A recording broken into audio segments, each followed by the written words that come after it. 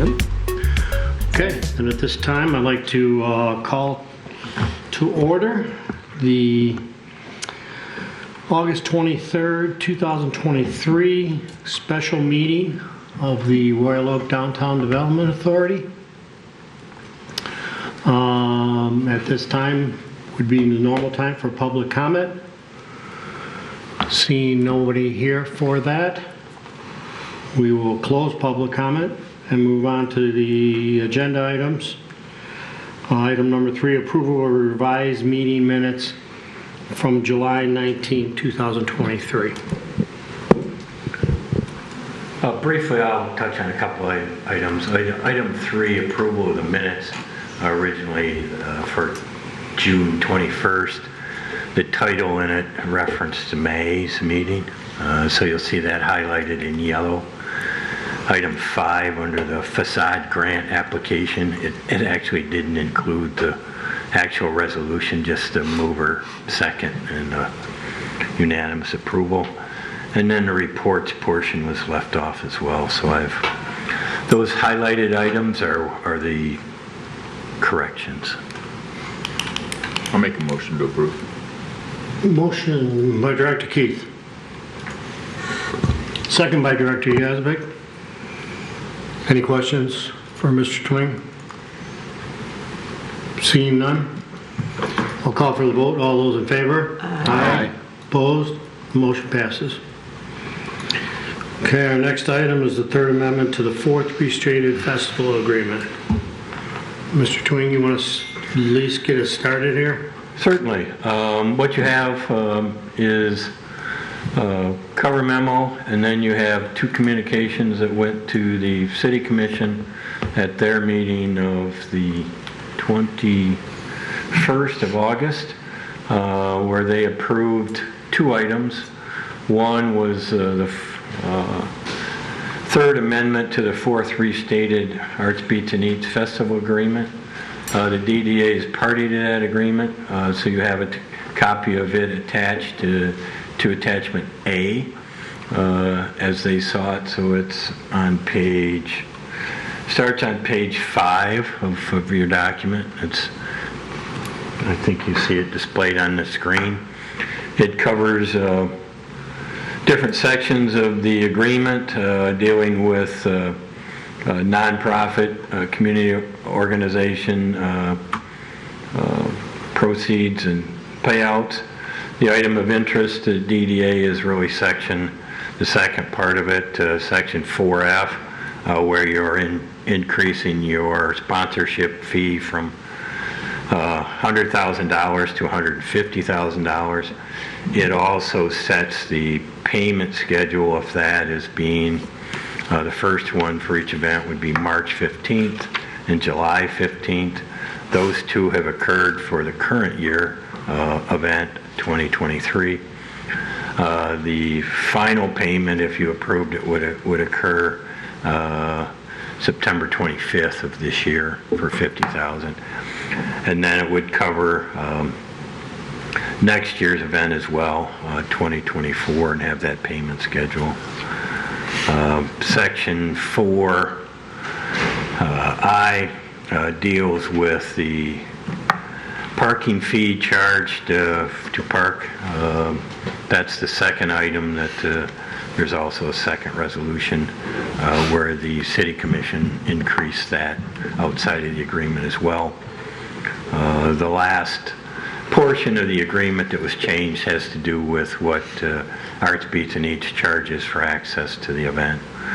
This attachment is the agreement that was approved on the 21st by the City Commission.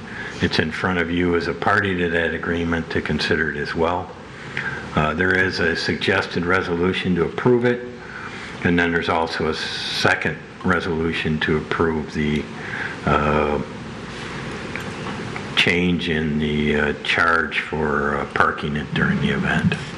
So those are the 2 resolutions in the packet.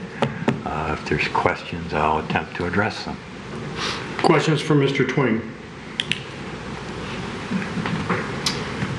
I guess I have a question. I don't know if you know it. Did Mr. Witz ever request of you to increase the sponsorship agreement? Has that ever come to the city? I don't have anything from him. Well, Mr. Twing, just for clarity for our board's purpose here, well, first, we're on a time frame here, and this is headed for the commission meeting on Monday, correct? No, it's already been to the city It's commission. already been, that was what was approved? Monday this week. Okay, I got you. Yep. Okay, so we're all set there, okay. And then, just for the board's clarity, you know that there's been discussions about extending this agreement, but what we are talking about today is simply 23 and this year and 24. And I take it Mr. Brake will be dealing with those others at a later date. Well, these are amendments, as you said, to the current agreement.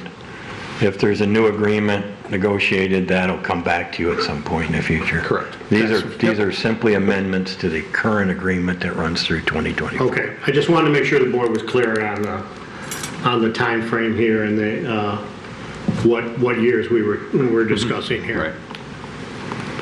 Okay, any other questions for Mr. Twain? Okay, what is the board's wishes? Director Yazbek. I'll make a motion to approve the resolution. Both resolutions? Yes. Well, there are two. If you want to take them together, that's fine with me. Or you can take them separate.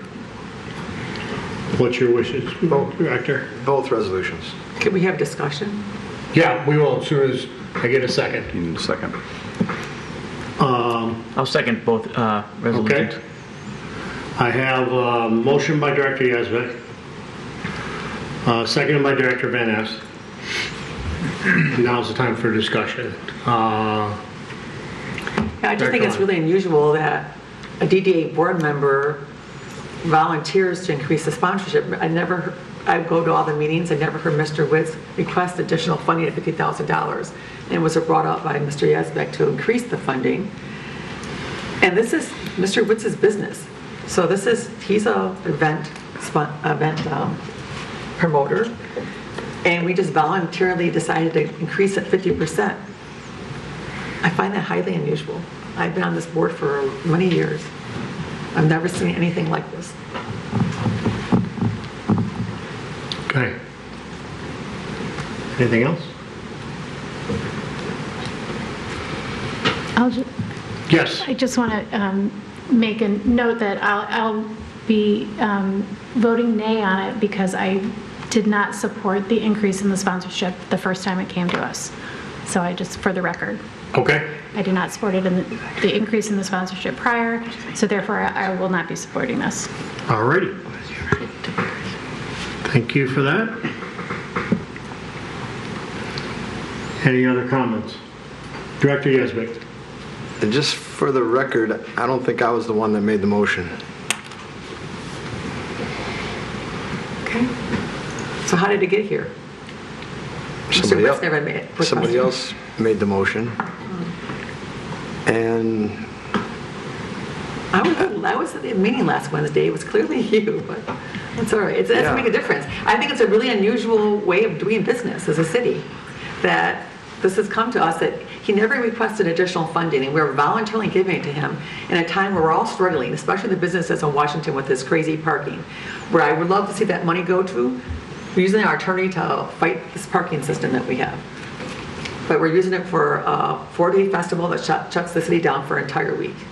I'm not against the festival, but I can't believe we're increasing its funding by 50% voluntarily. That's just incredible. That's just my position. Director Yazbek. I guess I just have to comment that the reason that an increase makes sense is because of what this festival brings to the downtown. I'll compare it to the Pride Festival we just had. Great idea, great concept. We all voted for it. We sponsored it in the amount of $100,000, and it's not even a fraction of the impact that this festival brings to the downtown. So to me, that's the easy answer, that's the justification for it. I wish we could have more festivals like this. It's phenomenal, and it makes sense for the downtown. So I have one before you, I'm sorry. Okay. Director Keith. Yeah, I just was thinking that we had made that decision prior to last week's meeting is what I recalled. And that back in March, and I thought you read the meeting minutes when we had voted on the increase back in March of this year for that increase. So that is when that took place, yeah. Right. So it's not like that was decided last week. That was decided months ago when we did that in March. Last week was just trying to assure the other things located in the agreement about parking and other things.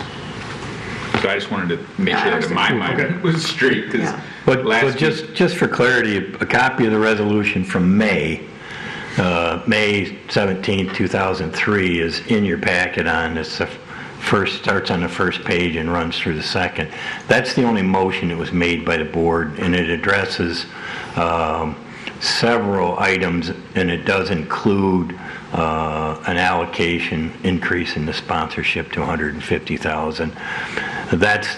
It's from May 17th, and it's in the first part there. And the vote on that was 8 yes and 2 nays. I was wrong on the March. It was May. Director London, I just want to respond to Mr. Yesbeck's comments.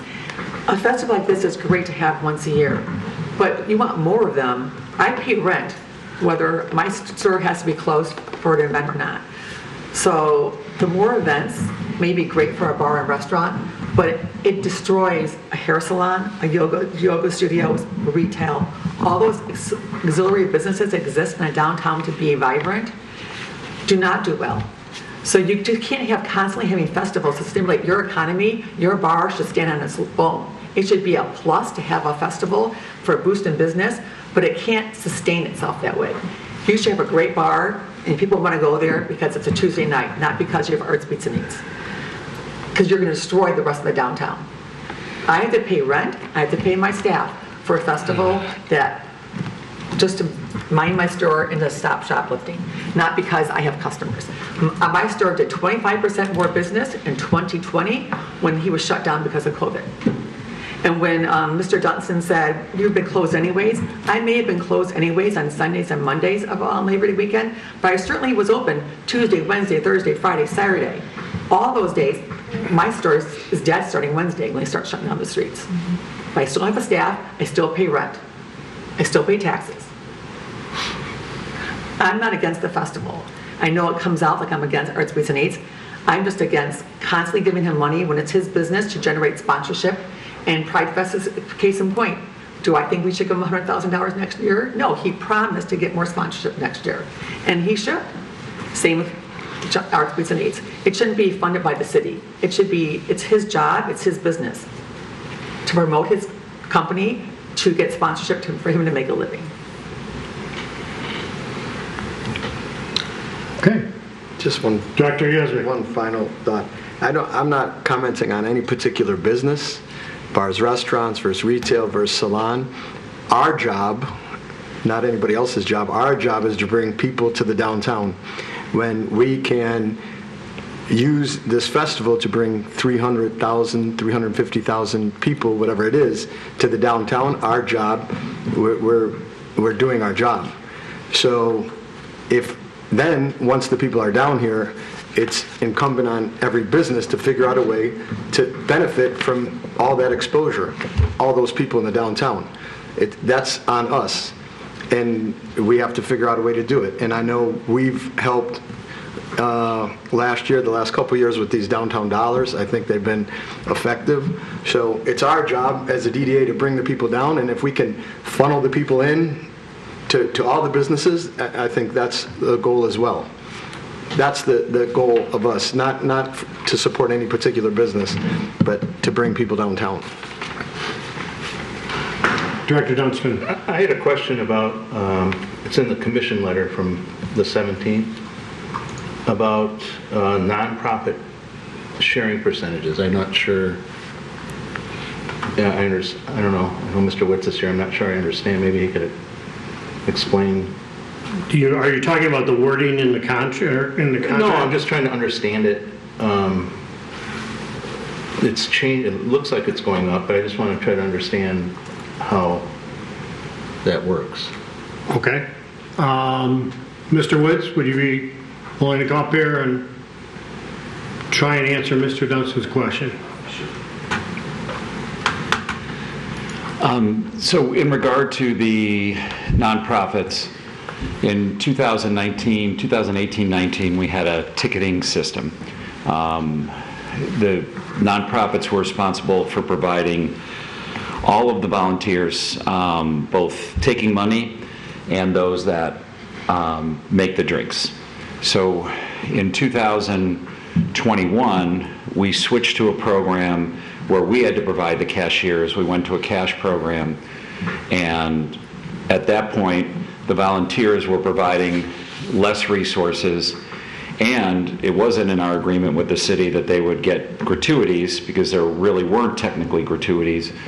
So what happened was our cost per booth went up $2,500 for labor, and the requirement of the volunteers went down. And what the great news is, because we went to cash, is that the results for the charities grew by between 40 and 200%, fueled by tips. So the charities provided less volunteers and they earned more money, and our expense went up. So that's why the lowering from 12 to 8%. And so I can provide more insight. I don't know if that helps. So it's basically because you went to more of a cash system. We went to a complete cash system, and that was one complaint about the festival that we had for years that was steady, is that people did not like the ticketing system and couldn't figure it out. So that was a big move for us, to do that. And I just want to, for the record, state that the city's contribution to the event represents about 1/24 of our budget. We don't continually ask for money. We did mention that an increase would be appreciated in the marketing meeting. In the marketing meeting that we had back in December when we were talking about things. But just so you know, our budget to Director London has gone from $2 million to $3 million fixed. So we are investing that into a program, and I want you to rest assured I will not be coming to the DDA to do another monstrous 4-day event. We want to be tactical. Tim directed us to try and spread things around the downtown, and that came from that marketing meeting as well. So an event that was right on 5th Street and near your area moved to the other side of Main Street. So we are reacting to DDA feedback. We respect the business, and the things that we've done have not benefited 5th Street. In fact, we've taken Rock and Rides has gone away, and the Taco Fest moved to the other side, and Winter Blast is on the other side. So, and then just on a technical point, we wait until Wednesday at 6 o'clock.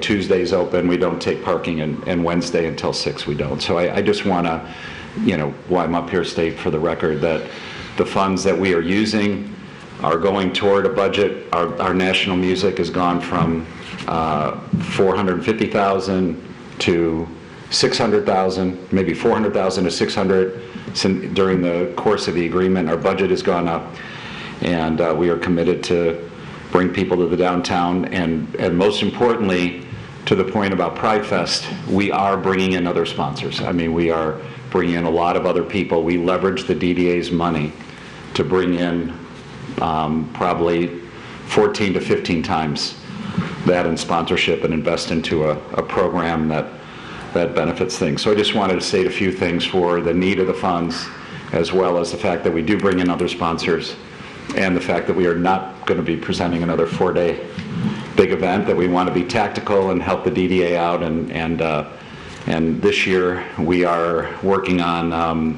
the fashion show mentioned, investing there, and we are supporting the ambassadors for the Downtown Dollars program.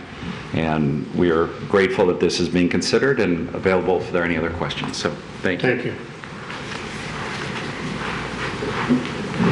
Okay, I just have a couple quick comments and then we can just move on here.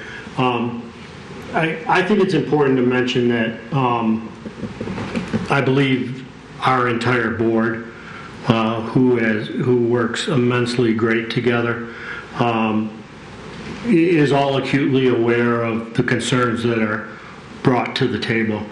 I don't think anybody minimizes those in any way, shape, or form, and I think it's always on everybody's mind when we think about anything that comes up and we're approached about. So, that being said, unfortunately, a lot of times, some of these events don't necessarily come through us. They come through the other direction, through the commission, and then end up over here after they've been approved by the commission. So sometimes we're the last one in on the game when it comes to that. And that being said, so I think we just, I don't think we can have a hard, fast rule here or a policy. I think we have to take these issues and we have to deal with them. I think we have to deal with them one event at a time. And the reason I say that is because if and I've said this before at this table, there are a lot of days during the year and a lot of things go on. Spooktacular, some of the other festivals, Dream Cruise. I know that's not ours and it's out on Leeward Avenue, but it's one of my worst days of the year. Should Royal Oak not do it? I don't believe so. I believe Royal Oak should do it. I think it's important for Royal Oak to be a part of that. So that's the way I'm trying to look at this. Is I have to look at each one of these and then I have to adapt. As a business owner, I have to adapt to them in one way, shape, or form. But again, I believe that everybody here has the same concerns. And we will look at those as we move forward here. So, if there's nothing else, I have a motion and a second on the floor. If nothing else, I'll call for the vote. All those in favor? Aye. Opposed? Nay. Okay, and that motion does pass. Mr. Twing, anything else? I don't have anything else. Mr. Brake? No? Okay. Any board members? Are we good? Director Yazbek? Adjourn. Motion by Director Yazbek. Second by Director Keith. Discussion? Seeing none? Call for the vote. All those in favor? Aye. Opposed? The motion passes and we are officially adjourned. Okay.